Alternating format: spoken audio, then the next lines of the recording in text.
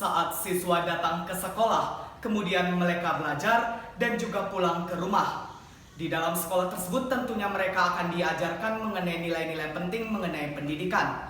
Lantas, apakah kita tidak pernah memikirkan apakah di dalam sekolah tersebut terjadinya suatu tindakan kecurangan-kecurangan atau ketidakjujuran dalam proses belajar mengajar? Hal inilah yang akan menjadi inti perdebatan kita pada hari yang baik saat ini. Terima kasih atas waktu yang telah diberikan. Perkenalkan, saya Iko Mangtriasa Winyana, berdiri selaku pembicara pertama dari tim pemerintah yang bertugas untuk mendukung penuh apa yang telah dikatakan di dalam mosi perdebatan kita pada kali ini, yang berbunyi, di negara-negara dengan tingkat korupsi tinggi, seleksi penerimaan mahasiswa baru hanya didasarkan pada indeks integritas sekolah dan juga indeks kejujuran siswa. Baik Dewan Juri yang saya hormati, sebelum saya memasuki poin argumentasi saya, perkenankanlah saya untuk menyebutkan dua poin penting yang akan saya bawakan dalam perdebatan hari ini. Yang pertama, mengapa hal ini sangat wajib dan baik untuk dibenarkan, atau poin justifikasi saya selaku pembicara pertama dari tim pemerintah. Kemudian yang kedua, mengapa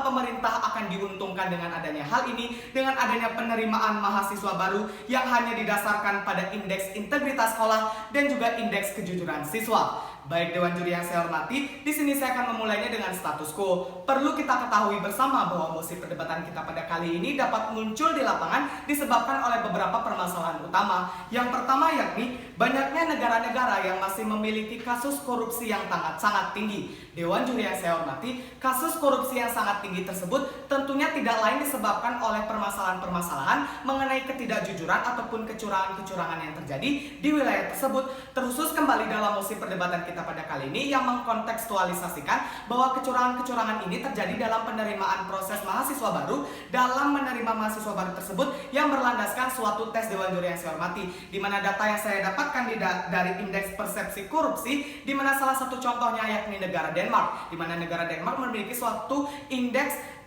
korupsi yang sangat tinggi. Dewan Juri yang saya hormati, korupsi tersebut dapat disebabkan tidak lain dikarenakan adanya kecurangan-kecurangan yang terjadi dalam proses penerimaan mahasiswa baru. Hal inilah yang saya tidak inginkan apabila hal ini berlanjut di negara-negara lainnya, Dewan Juri yang saya hormati, sehingga masalah ini menjadi suatu masalah yang eksklusif disebabkan oleh apabila hal ini tidak segera ditangani dengan bunyi mosi perdebatan kita pada kali ini yang membicarakan mengenai indeks integritas sekolah dan juga indeks kejujuran siswa, maka kasus-kasus korupsi di negara tersebut akan makin tinggi, Dewan Juri yang saya hormati. Maka negara tersebut akan selalu dicap oleh negara-negara lainnya di dunia sebagai negara-negara yang memiliki kecurangan yang sangat tinggi. Hal inilah yang saya tidak inginkan apabila hal tersebut terus berlanjut ke depannya di masa kita kehidupan yang saat ini. Dewan Juri yang saya hormati, di sini saya akan memasuki poin definisi, di mana yang pertama yakni indeks integritas sekolah. Dalam konteks mosi perdebatan kita pada kali ini, hal ini dimaksudkan mengenai kiat-kiat atau usaha yang dilakukan oleh setiap sekolah dalam melaksanakan mengenai segala sesuatu yang telah dianjurkan oleh pemerintah yang berlandaskan mengenai kejujuran. Saya tekankan sekali lagi, berlandaskan kejujuran.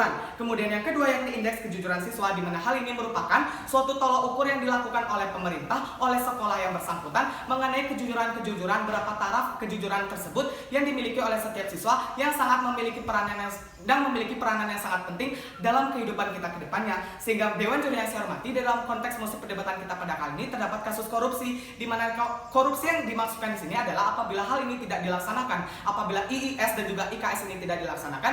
Saya bermain dengan kasus terburuk apabila hal ini tidak segera ditangani, maka kasus-kasus korupsi juga dapat bermain, Dewan Juri yang saya hormati, di mana kasus korupsi akan semakin tinggi di negara tersebut, di mana kecurangan-kecurangan yang biasanya terjadi dalam penerimaan mahasiswa baru, kasus terburuknya adalah mengenai korupsi. Hal itulah yang saya tidak inginkan di dalam mosi perdebatan kita pada kali ini, agar korupsi ini tidak terjadi kembali di negara tersebut. Dewan Juri yang saya hormati, masuk ke poin mekanisme saya, di mana di sini saya akan mengarahkan mengenai pemerintah untuk menganalisis dan mengkaji lebih lanjut mengenai suatu wilayah yang masih belum menerapkan mengenai IIS dan IKS ini, kemudian menjelaskan mengenai prosedur-prosedur dalam pelaksanaan hal ini, Dewan Juri yang saya hormati. Sebagai contoh nyatanya saja yakni dalam pelaksanaan ujian nasional. Dalam pelaksanaan ujian nasional, apabila pemerintah menerapkan adanya IIS dan IKS ini, tentunya akan menganalisis dan mengawas lebih lanjut, seperti mengawasi dengan kamera CCTV ataupun yang lain sebagainya, atau pengawasan secara ketat di sekolah tersebut, dan sekolah tersebut akan melapor ataupun pemerintah yang akan terjun langsung ke dalam sekolah tersebut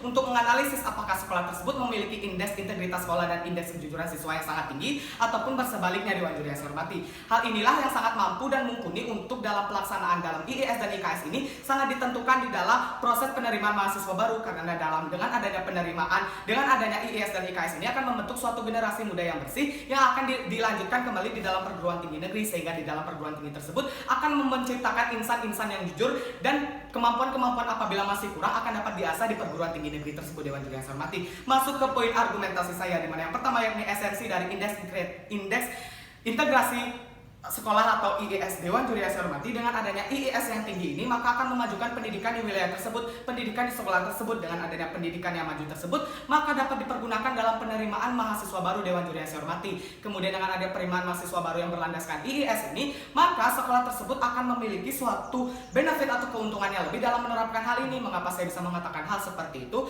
Hal tersebut dikarenakan dengan adanya pelaksanaan IES ini tentunya sekolah-sekolah lain akan bercermin terhadap sekolah tersebut bahwa sekolah mereka telah menerapkan ini, bahwa saya harus melakukan ini. Hal tersebut dapat dijadikan sebagai pedoman. Hal inilah yang memiliki keuntungan yang sangat lebih apabila hal tersebut dilaksanakan di sekolah tersebut. Kemudian yang kedua yakni esensi dari IKS. IKS merupakan indeks kejujuran siswa, di mana siswa akan diukur mengenai kejujurannya. Sebagai contohnya, misalkan di dalam pelaksanaan ulangan harian, setiap siswa akan dinilai apakah mereka melakukan tindakan kecurangan seperti mencontek dan yang lain sebagainya ataukah tidak. Kemudian apabila IKS ini, apabila siswa tersebut tidak mencontek, maka memiliki nilai ataupun tarif yang sangat tinggi mengenai dari IKS ini, seperti mendapatkan nilai 4 ataupun yang lain sebagainya Dewan Juri yang saya hormati.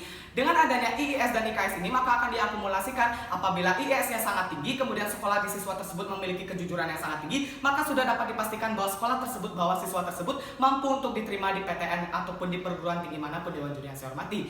Kemudian Dewan Juri yang saya hormati, analisis komparasi dari SQ yang sudah ada dengan mosi perdebatan kita pada kali ini, yang ingin saya tekankan bahwa dengan adanya mosi perdebatan kita pada kali ini, bahwa kasus-kasus korupsi bermain dengan kasus terburuk, hal itu tidak akan terjadi. Mengapa demikian? Karena kecurangan-kecurangan yang menyebabkan kasus korupsi tersebut telah dibantah Dewan Juri yang terhormat. Hal itulah dengan adanya mosi perdebatan kita pada kali ini mengenai IES dan juga IKS, maka akan menciptakan suatu sumber daya yang unggul, yang berbasis mandiri dan juga berbasis kejujuran Dewan Juri yang saya hormati. Untuk itu di sini saya selaku pembicara pertama sangat bangga selaku tim pemerintah. Terima kasih.